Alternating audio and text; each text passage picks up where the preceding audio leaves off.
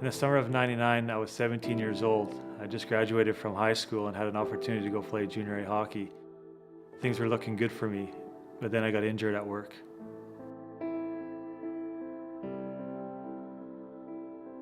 I'm Curtis Weber, a husband, a father of two, and an injured worker.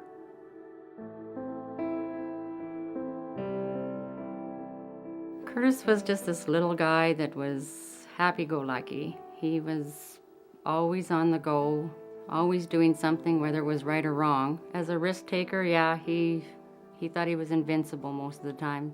Curtis was out doing the crazier things and got you to do the crazier things too. His enthusiasm for that type of stuff was pretty infectious, so grateful for that because that meant we had a fun childhood. The good thing about Curtis is that if somebody got caught getting into trouble, he was never one to run away. He'd face the music. 100% he's got your back no matter what. As a kid, I was really active in sports, soccer, baseball, football, but hockey was a passion of mine. And my last year of minor hockey, I was scouted to a camp in Drayton Valley, Alberta, and I was really excited about that opportunity. Knowing that he was going to go to Alberta and play hockey, he pretty much just wanted to have fun for the summer. So we thought, well, if you're going to do that, then maybe you better find a job.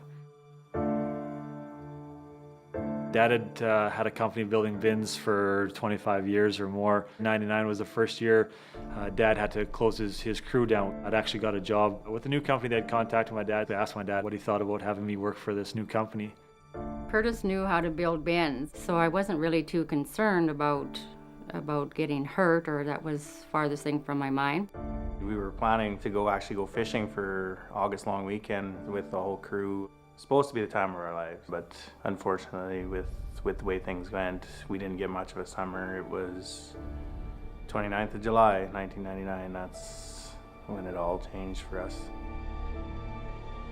On the day of my injury, we were setting up a grain bin and putting that bin on top of a hopper bottom. I was the one that was steadying the hopper from the wind. It was quite windy that day, so as I was guiding the hopper underneath the line, the operator of the crane, who was actually the owner of the company, didn't put the boom down far enough with our crane, and we backed directly into the power line, sending through 14,400 volts of electricity through my body in 3 separate cycles. The first cycle was shared between myself and 2 other co-workers. Where they were situated, though, after the first cycle of electricity had gone through them, they were ejected and thrown out of that live zone. But where I was situated, I was surrounded by steel, so it threw me into one of the legs of the hopper. That's what triggered the second cycle. After that cycle had gone through me, the electricity tried throwing me right back to where I started from, triggering the third and final cycle of 14.4. Oh, this is it? Yeah, this is the place. A long time ago, I guess. Curtis was the ground point, stuck inside the hopper. It looked like he was in an orb of fire, probably 10, 12 feet around, bouncing him around. Finally, he hit the ground and completely grounded it. That blew the transformer and actually started a grass fire, I think a half-mile down the road. There was complete chaos with the crew. They said that my body was physically smoldering, I was unconscious. I assumed from what I saw, Curtis was dead. Our boss went over to Curtis. He said he's breathing. He's rolling around in dirt, but he didn't look swollen. He wasn't charred. He looked red. You could see his jewelry burnt into his neck. Wherever we touched him, his skin would come off on his hands, his arms, like peeling a piece of saran wrap after another one. After another one, he could just keep going. The paramedics that were on the scene knew kind of my situation. They certainly weren't sure if I was going to survive my injuries with the severity of the burns, and as well as the chance of infection was one of the most worrying things as well. From that point, I was rushed into the University Hospital in Saskatchewan. So we got down to ICU and we went in, and there was all these machines I was not expecting. I thought maybe I was able to talk to him and that he would be awake. When the doctor was talking to us, he had said that over the next couple of days we might have to make a decision. I just thought, oh my God, I can't believe we're here, and I didn't think this happened in my family. And why did it happen to him? You walk in expecting to give someone a hug and say it's going to be okay, and then you're confronted with a mom who thinks that she's lost her son. It hit us like a ton of bricks at that point, I would say. Yeah, that our friend may die. The next morning, I went down to see him, and I remember the nurse saying, you know, just to warn you, he's a little puffy today. I just couldn't recognize him. It was that bad, and it was weeks before I could recognize him again. The first about 5 weeks I spent in intensive care in a coma. From that point on, I was going in for surgeries pretty well every other day. The doctor would come out and he'd draw me a picture and, you know, show me the little troubled areas. And then every time he would come out, these circles got bigger and bigger on these troubled areas, and it just went on and on and on. The right side of my face was extremely badly burnt. Some of the bone was exposed on my jaw and those sorts of things. My right arm was amputated. That was kind of where it entered into my body. And then exiting out, my left leg that was also amputated. Like as parents, nobody should go through this. Then the day came where he wanted to see himself. Well, the room scattered.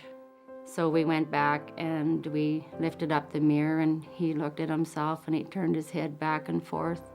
And all he said was, just one side, eh? Like, amazing. Like, he just had such a positive attitude with everything. It was a 6-month span from the time I was admitted to the hospital from the time that I was released. In that 6-month period, I was right around 30 surgeries. On top of those, I had another 12 to 14 reconstructive and plastic surgeries in Toronto. So from the day of my injury to the day I was pretty much done with physiotherapy and reconstructive and plastic surgeries was about a 6-year period. Being 18, you know, you think you're 10 feet tall and bulletproof, and you really find out in a hurry that life changes in seconds. I look at, you know, being here. You take a look at the whole crew and most young people, and most people, I think, you have a good work ethic and they're there to please their boss, myself included, right? You're earning a living, you're getting paid a wage. You want to work hard. Your parents tell you, go to work, don't stand around, work hard, do what the boss asks, right? Instead of questioning, we did what the boss asked. Again, it goes back to that whole thing. It was not only that I was a young worker afraid of speaking up and asking those questions, it was also that it was my 3rd day on the job and I didn't feel comfortable asking those questions. I think it's a macho attitude. You look back on it later on in life and you realize just how stupid that line of thinking is. You sort of learn by your mistakes as you go along, but some mistakes are bigger than others, and some mistakes, they can't be undone. Young workers are very vulnerable. They don't know, and it can happen fast. I mean, nobody expected it, and it happened in a split second. And we all were aware of the risk when we got to the yard, and it still happened. When you hear the phrase, if it feels wrong, it probably is wrong, I would say that's probably speaking to your gut. And certainly when you're in situations that just don't feel right, there's nothing wrong with maybe questioning it. Not asking the question oftentimes when it comes to your safety is what is really the stupid thing.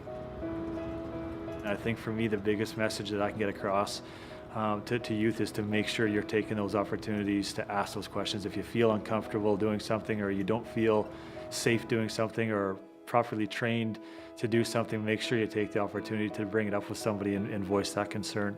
Because for me, I don't have that opportunity anymore to go back. From the day that I woke up out of my coma to the day I woke up this morning, I can honestly say that there wasn't a day that went by that I was angry at anybody or depressed or felt sorry for myself. And I think for me that was important in having a successful recovery and being able to do the things that I used to do. Having those dreams and, you know, be able to get married and, you know, always wanted to have a family one day, and now watching my kids do all those things that I love to do is something that was important to me to get to that stage where I'm at today.